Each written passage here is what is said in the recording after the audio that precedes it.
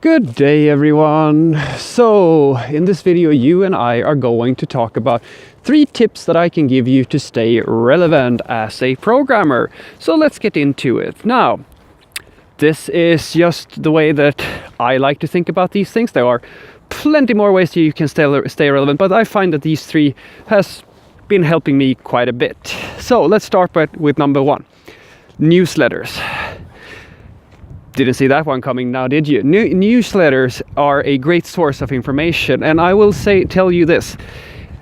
I personally subscribe to as many of them as I can possibly manage, and some of them are better, some of them are worse, but I subscribe to all possible languages and all possible newsletters, and I do this for a very specific reason. Even for languages that I don't play around, like I don't work in, or languages that I don't really I don't really spend much time in them, I still do so.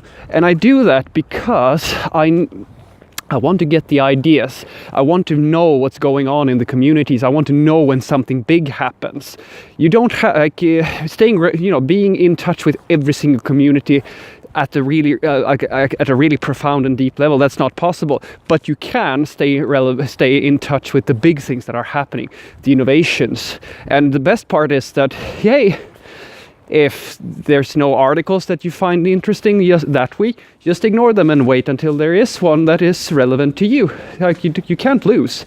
It's just a news feed. And I mean, even for languages that I'm not that fond of, like Scala, for example, I mean, I still read the newsletters. I subscribe, and because I want to have a flow of information, because even though like the language isn't my favorite, the ideas and like the concepts and the different technologies and innovations that are happening in that community are very interesting. And maybe, by reading and like keeping myself informed, sooner or later I'm going to get that aha moment when I realize, this is what I've been missing.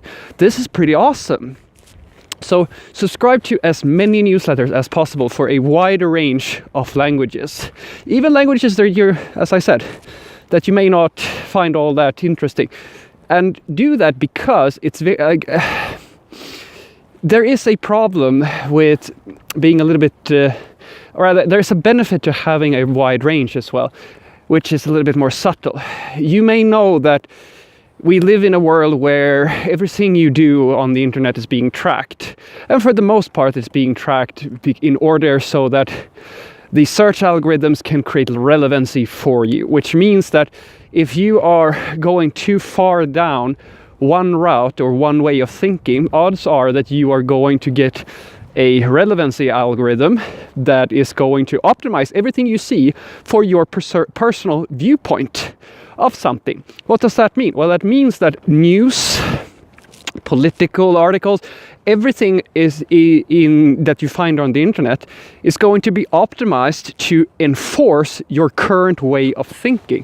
And that's dangerous, because if everything around you is telling you that everything that you think is awesome and everything that you believe is correct, you never get challenged, and it's very difficult for you to get new ideas.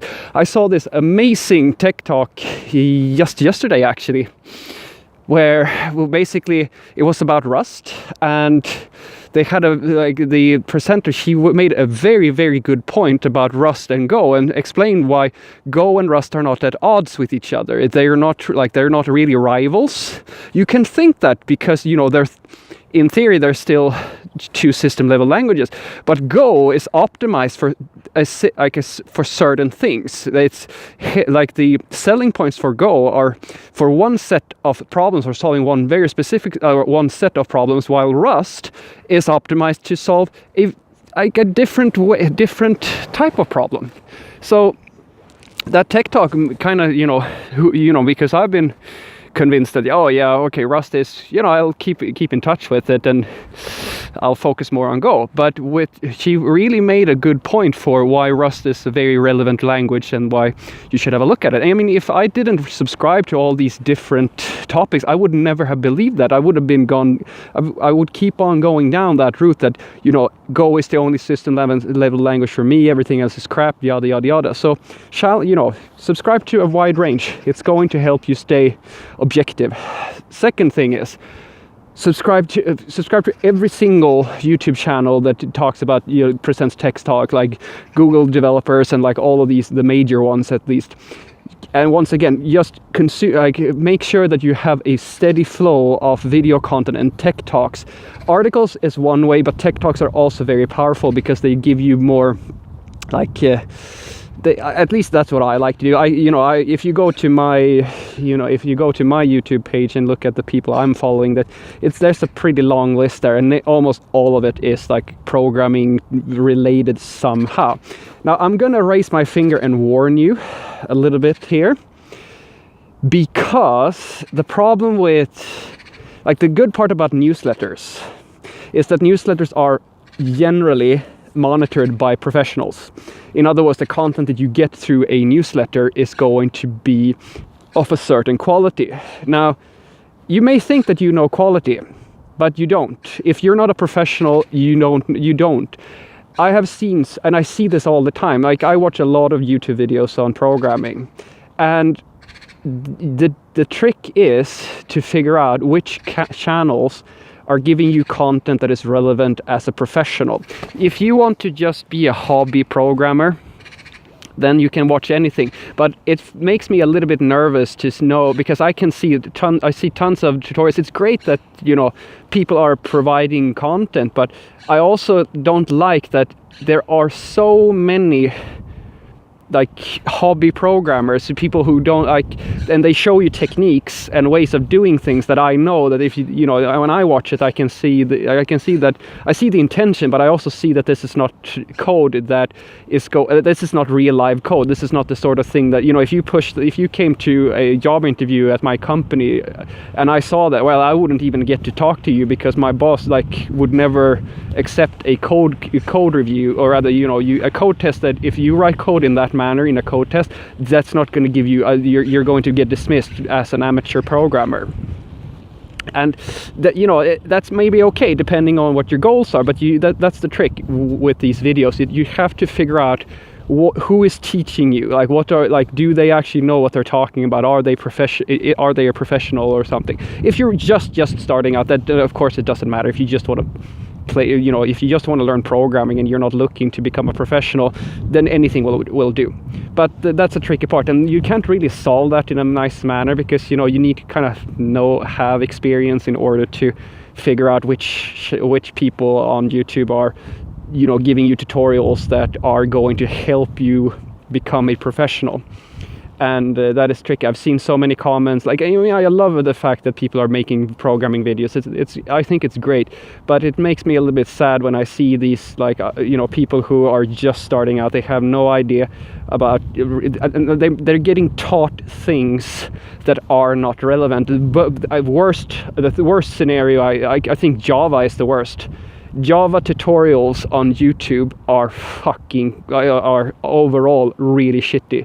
There are so many things that are outdated. There are and that's kind of to be expected because Java's been around for so long. But there's so many really bad Java tutorials. I'm sorry to say. Some of them, there are some really cool ones, the really, really good ones, but a lot of them are bad. So, if you feel unsure about these things, remember to take things with a pinch of salt. And if you have the option, talk to a real professional before you go too far into believing everything that you're being told in a YouTube video. And that goes for me too. I mean, if you see me do something that seems like, oh, Fredrik, what are you doing here? Call me out on it, because I'm not perfect. Trust me. I can only, do my best. And if you find somebody who knows stuff better than I do, please send me a message and tell me, hey, Fredrik, you should be doing things this way instead. Look at this person's YouTube video or something like that. And I will subscribe to that person alongside with you. You can always improve, can always get better. Thirdly, and the third and last tip I can give you is, and this one is, I'm sorry about this one, but it is true. Get a job. Or if you can't right now you work as a professional developer, get a large size project, like a big project, something that you will not be able to finish it in a month. Because in order to solve that size of problem, you are going to have to learn so many things, and you're going to be forced to there is no better way to get good at programming or stay relevant and learn new techniques and tools and so forth. The best, that it's absolutely, hands down, the best way to learn it is to have a big challenge of some sort that you need to overcome, because in order to basically overcome that challenge, you're going to have to search on YouTube, Google. You're going to have to find resources, different techniques, all kinds of things that you're going to have to research in order to solve that problem. That's going to give you experience, and it's going to expose you to what's relevant and how people are solving problems right now.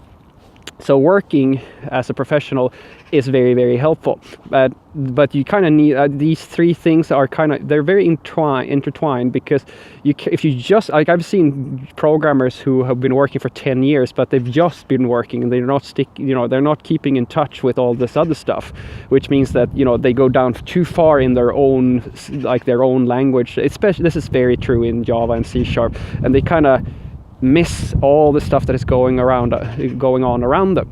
But it's still the best way to become really good and stay relevant, because trust me, you can sit and watch YouTube videos until you die, and if you don't practice and hone your skills, you're still not going to be able to produce anything that is meaningful.